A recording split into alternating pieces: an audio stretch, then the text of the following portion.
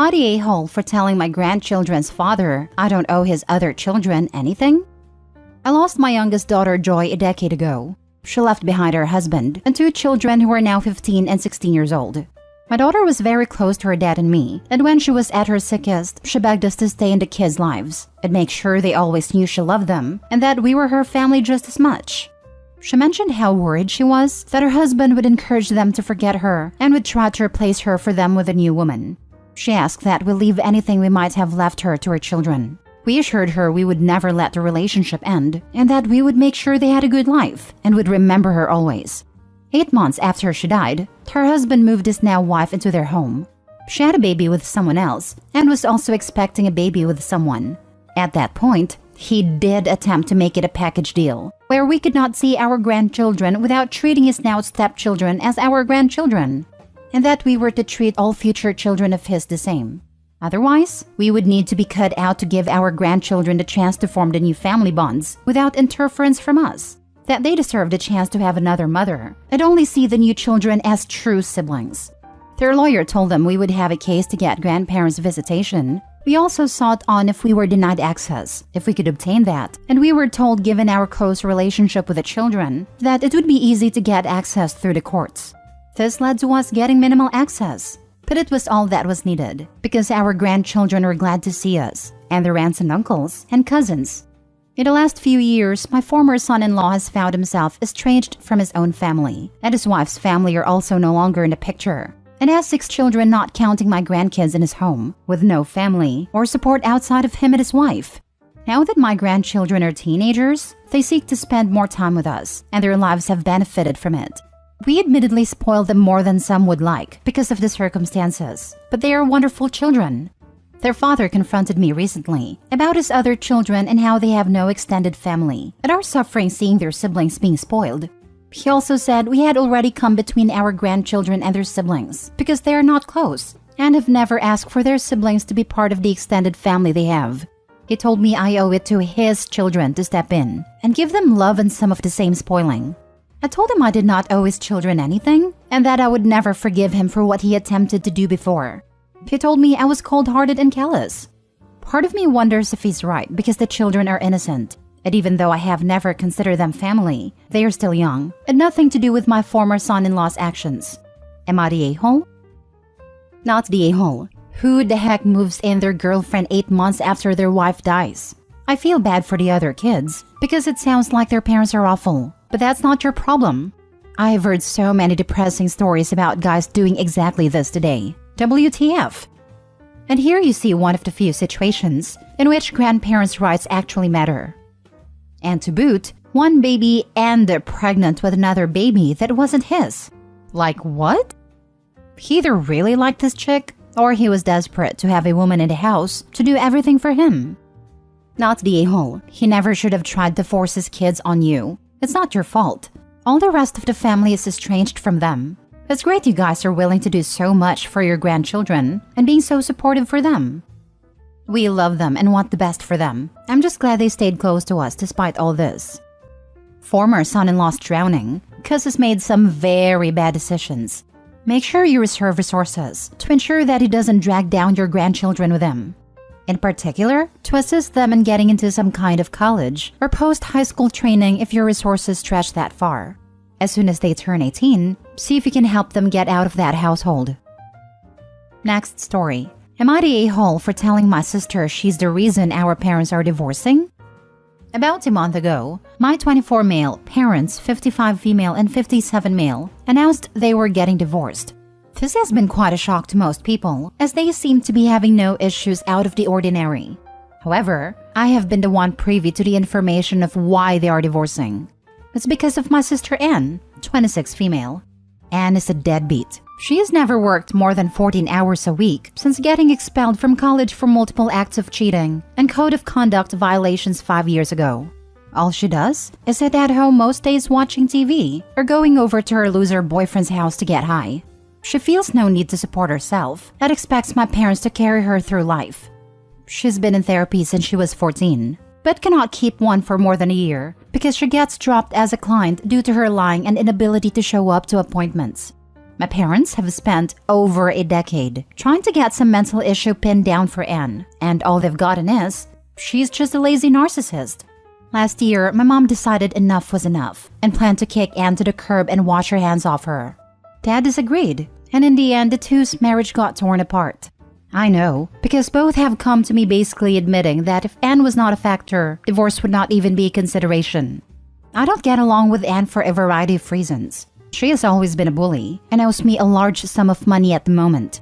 The thing that boils my blood, though, is that she's oblivious to the situation between our parents, or just doesn't care. She had a literal tantrum when the possibility of the house being sold came up because she didn't want to have to move to an apartment with my dad. Then last night, I found myself at my parents' house and had the misfortune of talking to Anne. Anne mentioned that she's getting really sick of Mom's melodramatic antics and not just leaving the house to her and my dad. Something struck me at that moment, and I just asked Anne if she really does not care that she's such a selfish, garbage, waste of space human that's just driven her parents to get a divorce. I elaborated and told her the full truth that she is in fact the only reason they're getting a divorce, because Mom has finally realized that there is no hope Anne will ever grow up. The fallout this caused was massive. Anne acted as if I sold her out to the Romans, and my parents argued between she deserves to know and we told you that in confidence. Because Anne cannot keep her mouth shut either, the entire extended family has begun to hear too. So, I want to know before opinion starts forming outside the inner circle if I'm the a-hole here. Nope, not the a-hole. Sorry, some tough love is needed for Anne. Doubt she's gonna get her act together, but she needed to hear it. Not everything is about her. Hopefully, she can get her act together and be a contributing member of society. And your parents can get back together with some therapy. The divorce is about her though. It's really not though. It's the fact that the father chose his daughter over his wife. The real issue is that the father chose his child over his wife, and his wife is not his first priority. This is just a nail in the coffin for her, and she's finally decided to leave after years of having her feelings be dismissed by him. This happens all the time, but usually it's the woman who chooses her children over a man. Not the a-hole. Daddy's girl needs to have a reality check. Correct. And let's be honest here. The sister isn't the reason they are getting divorced. It's the father's coddling and inability to hold her accountable, whilst the mother has had enough. If Dad grew a pair and supported his wife, they probably wouldn't be divorcing. Everyone sucks here. Honestly, my initial judgment was you're the a-hole. But the more I read, the more it was just eek. I have slight reservations because therapy started quite young. Did anything ever happen? Or she exhibited behaviors they knew needed help? Either way, she appears to be able to grasp the concept of reality, has a relationship with someone, and can fend for herself when needed. She's just an a-hole. She's always had anger issues ever since I could remember. I don't know/remember the exact reason why she started at 14, but I want to say it was a recommendation after Anne started fighting at school. I know her second bout with therapy at 16 started because of self-harm threats. Next story. Am I the a-hole for not defending my sister after my husband said, "Good luck, you'll need it marrying her," to her fiancé? My husband used to get along with my family until my sister falsely accused him of cheating on me. He understandably doesn't like her anymore, but is usually civil towards her. My sister recently announced her engagement, and while everybody congratulated her, my husband turned to her fiancé and said, "Good luck, you'll need it marrying her." I was shocked he would say something like that, especially in front of my parents. But I never said anything as I didn't want to fight with him in front of everybody. My sister kept giving me a look like she expected me to say something, and when I didn't, she yelled at him herself. I made us leave because I could see us being there wasn't helping the situation. My sister has been texting me about what happened, mostly to take digs at my husband. She gets angry every time I ask her to stop, and thinks I'm siding with him when he was in the wrong. Things have gotten worse after I told her I wouldn't be going wedding dress shopping with her, as she's blaming my husband for that too. She sent him some messages directly, and he fanned the flames by saying he wouldn't let me go, and she would be lucky if we even attend a wedding. I've spoken to my husband and asked him to stop making things worse. He has agreed to stop responding to her, but she wants me to make him apologize and to agree to visit when she wants to go wedding dress shopping to prove I'm not siding with him, which I cannot do. Am I the a-hole? There are two situations here. The sister accused her husband of cheating on you in a malicious or very public way that created a lot of burned bridges. in which case, you should probably be defending your husband here, or at least keeping him away from events with somebody he justifiably hates. The sister accused her husband of cheating privately, out of genuine concern or due to a misunderstanding, in which case him being frosty is reasonable. But he absolutely shouldn't be making a public scene about it if he's still agreeing to actually meet up with or hang out with your sister. Either way, multiple people involved are behaving badly, yourself in all situations, so this is a clear everyone sucks here. You also cannot play peacekeeper without telling your sister clearly, my husband will never want anything to do with you due to the cheating accusation, and that is not a problem you can solve. So my sister was staying with us for a while, and she thought it was weird that he wasn't home that often, and that he was always on his phone or on his laptop, so she was convinced he was cheating. I told her repeatedly that he wasn't and that he was working, but she wouldn't let it go. She tried to prove it by taking pictures of him with / kissing his female friend's cheek, but I told her they didn't prove anything. She thought I was in denial, so she sent them to our family because she thought they would talk sense into me, but it's just caused unnecessary drama. Did she sincerely apologize to your husband? If not, then it's understandable that he's still upset. She's never apologized to him directly. Well then, he doesn't owe her an apology. If she had apologized and he accepted her apology, then I might call his comments a-hole territory. But since she didn't even apologize to him for trying to break up your marriage, cause that's what she tried to do, then she got what she deserves. Not the a-hole for not defending her against her husband, but softy or the a-hole for not standing up for him when she complained. Your new mantra should be you reap what you sow. Play it on repeat when she complains. Wow, your sister is a special kind of doodlebug. It all sounds so delightful. The holidays must be so fun. I don't think you're an a-hole. I think your sister likes to stir the pot, and your husband is past done with her crap. At least your husband has agreed to disengage. How much or how little you want to be involved in the planning of your sister's nuptials is up to you. Not your sister, not your husband, you. Last story. Am I the a-hole for how I handled my brother's girlfriend trying to force me to babysit? I am 30 female. I have a brother, Matt, 35, who has been with his girlfriend, Lexi, 33, for 2 years. Lexi has a daughter, Bella, 5, and I have a daughter who is 3 years old. We all live in the same city, but Matt and Lexi live in suburbs, and I live in a city center, so about 45 minutes away. While I see Matt on average every 3 weeks, I only see Lexi and Bella every 2/3 months at my parents' house or for occasions/gatherings. 2 days ago, I got a text from Lexi asking me to babysit Bella on Wednesday because she would not be at school due to teachers being on strike. She said she forgot about the strike and had not taken the day off work and had also made social plans for after her shift ended. I said no to babysitting and thought that was that.